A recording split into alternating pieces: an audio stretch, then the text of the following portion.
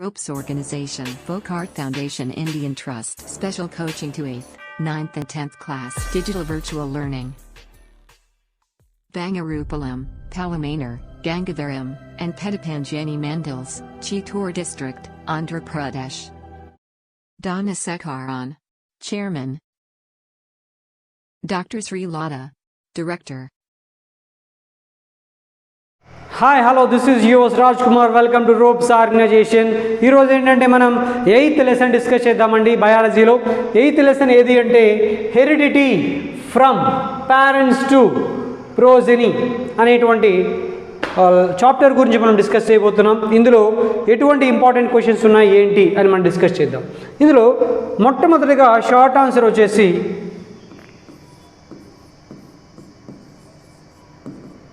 Heredity. What is mean by heredity? దీనికి definition నేర్చుకోండి. Okay, definition మీరు నేర్చుకోండి. And 7th one is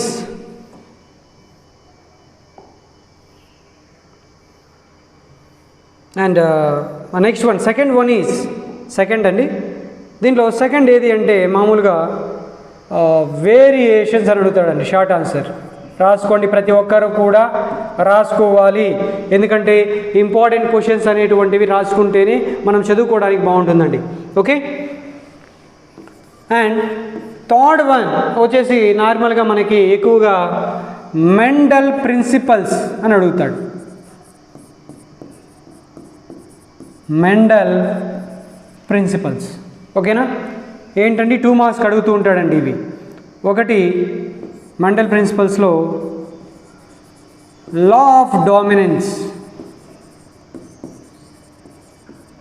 law of dominant,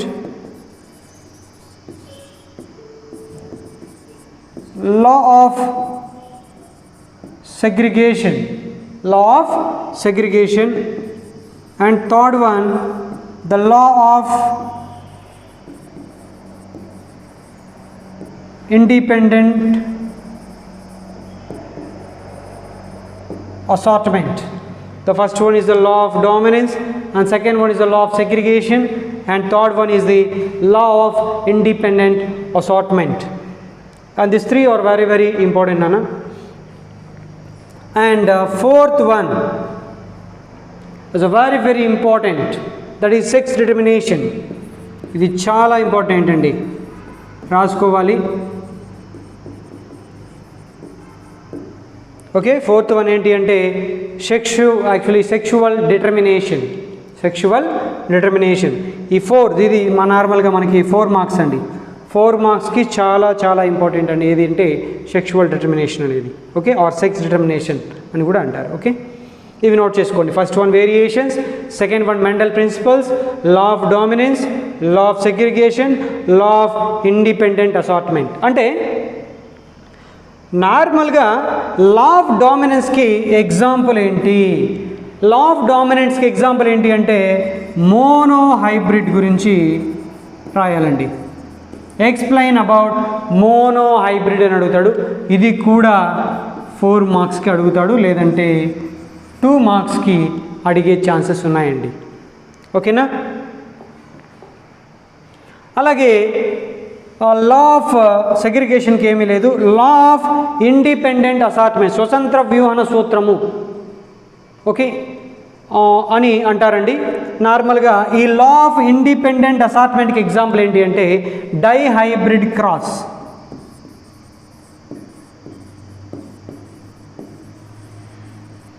Dihybrid cross, it is a very very important for that. Okay, ఇది నార్మల్గా 2 questions అడుగుతాడు. లా of dominance కంటే monohybrid రాయాలి, లా of independent అసార్ట్మెంట్కి అయితే డైహైబ్రిడ్ క్రాస్ రాయాల్సి ఉంటుందండి. ఆ రెండు కూడా 4 మార్క్స్ వేయండి. ఓకేనా, అవి కూడా నోట్ చేసుకోండి. కావాలంటే నార్మల్గా ఇది ఒక 5th క్వశ్చన్ అనుకుంటే ఇది మీరు 6th క్వశ్చన్ అనుకోండి. ఓకేనా. ఇప్పుడు how many questions are completed my dear students? 6 questions అనేటువంటివి బయాలజీలో 8th లెసన్లో కంప్లీట్ అయ్యాయండి. అండ్ నెక్స్ట్ వచ్చేసి నార్మల్గా మనకి 7th క్వశ్చన్ మనం డిస్కస్ చేయబోతున్నాం.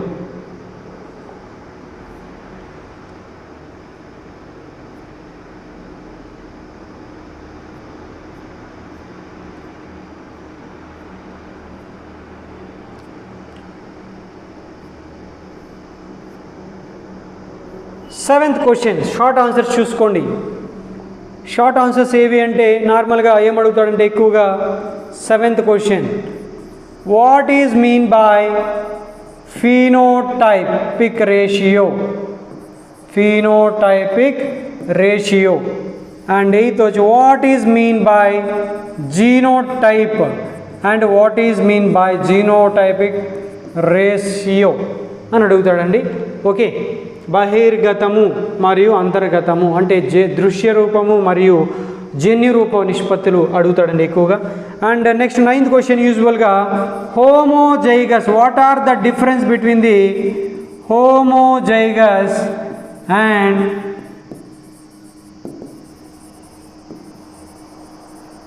heterozygous, what are the difference between the homozygous as well as heterozygous. ఈ రెండింటి గురించి ఎక్కువగా సమయుగ్మజము మరియు విషమయుగ్మజము మధ్య ఉన్నటువంటి తేడాలు ఏమిటి అని ఎక్కువగా అడుగుతుంటాడు. And 9th question is what is mean by DNA, who discovered? DNA means deoxyribonucleic acid అంటారండి. దాన్ని ఎవరు డిస్కవర్ చేశారంటే James Watson and Francis Crick అనేటువంటి ఈ 2 మెంబర్స్ సైంటిస్టులు డిస్కవర్ చేశారు. ఆ DNA అంటే ఏమిటి అని అడుగుతుంటాడండి. ఓకేనా? And that is the 10th question. Okay, ఈ 10 క్వశ్చన్స్ అనేటువంటి ఇప్పుడు కంప్లీట్ అయినాయండి. ఇప్పుడు చూడండి, నార్మల్గా మనకి హోమోలోగస్ ఎవల్యూషన్ అడుగుతాడండి. ఏది అంటే నార్మల్గా మనకి 10 క్వశ్చన్స్ అయినాయి కదండి. ఇప్పుడు మీరు చూసినట్టయితే ఎక్కువగా 11th question Lamarckism and 12th one is Darwinism ఎక్కువగా అడుగుతాడండి. ఓకే, 4 మార్క్స్ అండి ఇది. ఓకే, లామార్కిజం అనేది నార్మల్గా మనకి 2 మార్క్స్కి అడగచ్చేమో, కానీ డార్వినిజం అనేది ఎప్పుడు కూడా మనకి 4 మార్క్స్కి అడుగుతుంటాడు my dear students. And 13th one కూడా 4 మార్క్సే అండి. అదేది అంటే homologous and analogous organs evolution.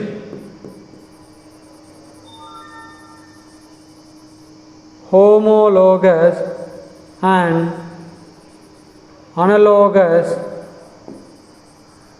organs, homologous and analogous organs గురించి అడుగుతూ ఉంటాడు. This is the 13th question. Okay, ఇది నార్మల్గా మనకి 13th క్వశ్చన్ అండి. నెక్స్ట్ ఇందులో మనకి ఇంకా ఏమేమి క్వశ్చన్స్ ఉన్నాయో మనము చూద్దామండి. ఓకే, 13 క్వశ్చన్స్ అయినాయండి. 13 క్వశ్చన్స్ కంప్లీటెడ్ అయినాయి. దీంట్లో మనకి ఎక్కువగా ఇంకా 14th క్వశ్చన్ వచ్చేసి ఇది అడుగుతాడండి, embryology, what is mean by embryology అని అడుగుతాడు. నెక్స్ట్ ఫాజిల్స్,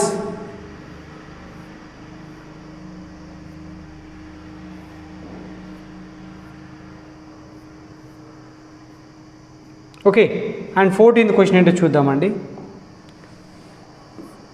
14th క్వశ్చన్స్ రాసుకోండి. Embryology, what is mean by embryology. Okay, నీట్గా రాసుకోండి. చెప్తున్నాను, రాస్తున్నాను, రైటింగ్ అర్థం చేసుకోండి.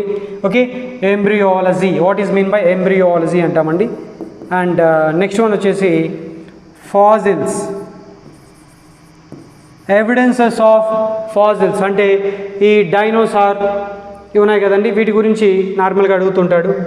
And 16th question what is mean by carbon dating method అని అడుగుతాడు. What is mean by carbon dating method. Next 17th question what is mean by palaeontology అని అడుగుతాడండి. What is mean by palaeontology. This is the 17th question. This is the 17th question. Okay, as a very very important, just remember in your mind. Okay, ఇప్పుడు మనకు 17 questions అనేటువంటివి complete అయినాయండి. Next ఇదంతా కూడా short answers అండి. ఓకేనా, మీరేం భయపడిన అవసరం లేదు. దీంట్లో మనకి ఎస్ఏ క్వశ్చన్స్ వచ్చేసి మీరు నోట్ చేసుకోండి, మళ్ళీ కావాలంటే నేను ఒకసారి చెప్తాను. ఇప్పుడు ఫస్ట్ దాంట్లో సెక్స్ డిటర్మినేషన్ ఒకటి, మోనోహైబ్రిడ్, డైహైబ్రిడ్ క్రాస్, ఇవి 3 మెండల్ ప్రిన్సిపల్స్లో. Next sex determination 4 and homologous and analogous organs okay 5 okay వీటిలో మ్యాక్సిమం మనకి ఈ 5లో ఎక్కువగా మనకు అడిగే ఛాన్సెస్ అనేటువంటివి ఉంటాయండి హెరిడిటీ నుంచి ఓకేనా. ఇంకా షార్ట్ ఆన్సర్స్కి వస్తే అన్నీ చెప్తున్నాం కదండి, ఇవన్నీ చదవండి ఎందుకంటే మ్యాక్సిమం వీటిని చదవడానికి 2 minutes or 3 minutes or 5 minutes సరిపోతుంది అంతే ఓకే. And next moving museum. Human being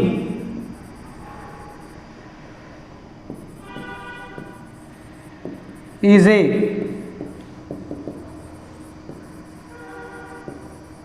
moving museum అంటే ఇక్కడ మీరు చదవాల్సింది వేస్టీజియల్ ఆర్గాన్స్.